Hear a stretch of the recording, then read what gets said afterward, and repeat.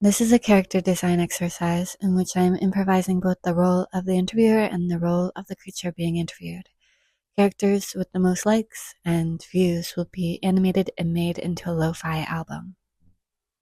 So I had a dream about a dragon, and I'm gonna tell you the dream. But then I also want to interview the dragon.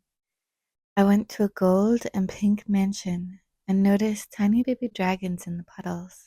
I was going to play fetch with one, but then thought better of it. It looked like it didn't want to play, but eat me. It was green like a grasshopper. Then I made it to the ballroom and rounded the corner and saw a huge Empire State Building sized grasshopper green dragon. It turned its head to look at me, and I ran back down the sunny hall. What is your name? Burdoa. What kind of being are you? What kind of dragon? I am a dragon of the Draco line. I have 4 legs and wings. I am very tall. I usually live at the heart of a mountain. But when I find a castle or a mansion or a glorious dwelling built by a human like being, then I can't resist it. My intelligence is above that of humans, but I have a lot of greed, competitiveness, frustration. I'm very entitled, and I can be cruel. I was gonna say sometimes, but it's more like I would say often. But I do have a saddle on my back, which I keep hidden, but it is for a brave knight, a hero's quest, where I'm needed to fulfill a prophecy, and this knight is then allowed to join with me and greater evil. What is this prophecy? Prophecy is, well, do you want to know more about how I look or do you want to know more about the prophecy? Well, both, but maybe about how you look first and then about the prophecy. So I have these scales that are rounded. Rounded as in, well, actually, the shape of it in 2 dimensions is sort of pointed, sort of upside down bell shape to the point at the bottom. And then the depth of the scales is rounded, and this helps with deflecting claws of other dragons. Swords of knights. I have a long tail, and I have a long snout full of teeth. Very sharp teeth. Kind of crocodilian though, because they're farly spaced. Our prey is, we're usually going after bigger prey. In the time of the Ice Age, we weren't really this far north during the Ice Age. We like to stay in the mountains. Yeah, we're actually warm-blooded, so the cold doesn't affect us too much.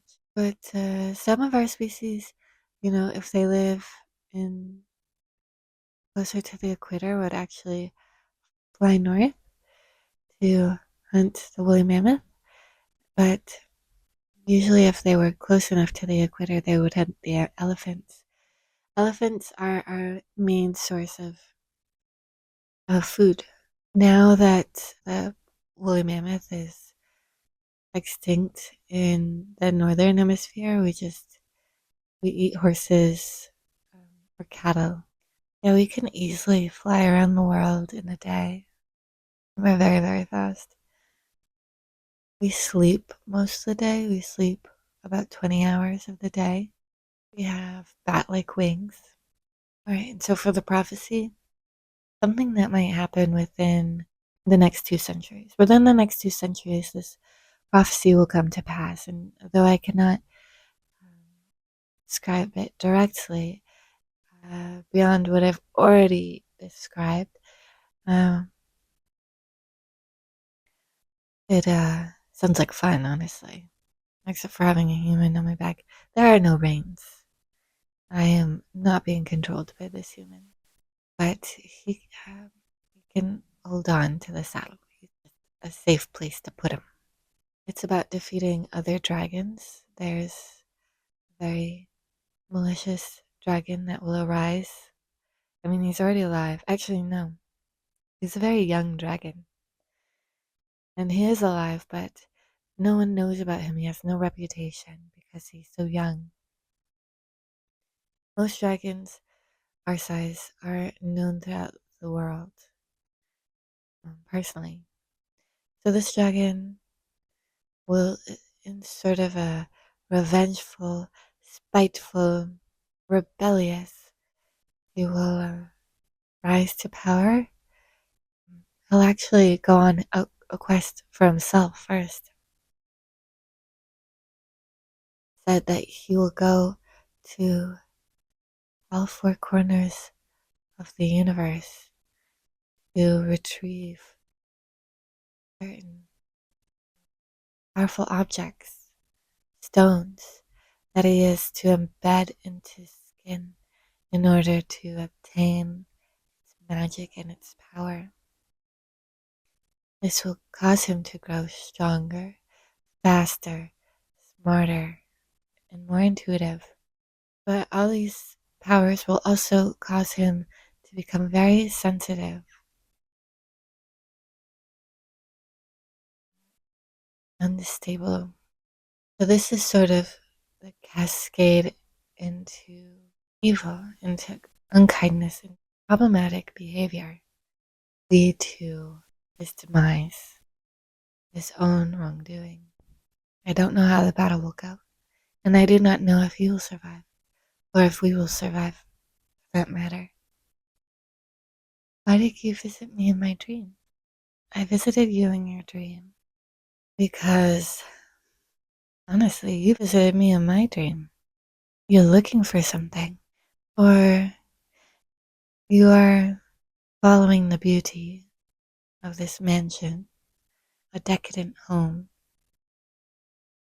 Here you're encountering certain dangers, avoidable dangers, but it's your dream was about navigating pitfalls, of trying again, of seeing what's next, of going around the corner, trial and error, decisions. It's a reflection of your art practice and what you expect to accomplish versus the path there. So you don't really know where you're going, but you're following the expectation on the path, which is sort of these decadent walls. You don't expect the next room to be empty or neglected. You expect it to be as decadent as the room before, but you don't expect the danger there. And I ask myself, as the dragon, what do I represent to you? There is no peace in rooms that are already occupied, that are occupied by beings that have a harsh temperament. I think that's it. Why were the babies there? Babies were warnings. Do not play with fire, no matter how small that fire is. Be cautious and stay away. Do you have babies? Yes, those babies that you encountered, they are my children. They're growing up in the castle, playing, causing trouble, causing mischief. The prior inhabitants of this castle, of this mansion, live in small rooms hidden here, and they're camping out and they're trying to figure out what they want to do next. If they want to leave, if they want to retaliate against me. And we'll see what happens. I'm not sure what will happen. And baby dragons, sometimes they claw at their doors, the doors that they've locked themselves into, in the kitchens and the scullery, and in the basement. So they have a lot of supplies. They also can leave. They take a tunnel from here to the town. These are people of the sheep, beings of the fairy realm, not your dimension. So they're not trapped here. They actually have a lot of resources to work with. My wife, Dragon. My wife's name is Angora. We're all green. She is out hunting. It's flying across the continents. She even picked something up from the oceans, a whale. She'll lift one right out of the water. As far as the prior residents, I know that they won't hurt me or injure me until the point of mortality, because I have a destiny. And this destiny sort of ensures that I will live until it's carried out. My children, on the other hand, I am a bit worried. And I tell them not to antagonize too much. We should stay all close to the ballroom while those humans are still around and wait for them to come to us, because then I can handle them. My babies are very vulnerable. They don't have destinies. Well, that's all. That's all I have to say. Well, thank you. I really enjoyed this interview. Thank you for the dream interpretation. Oh, yes.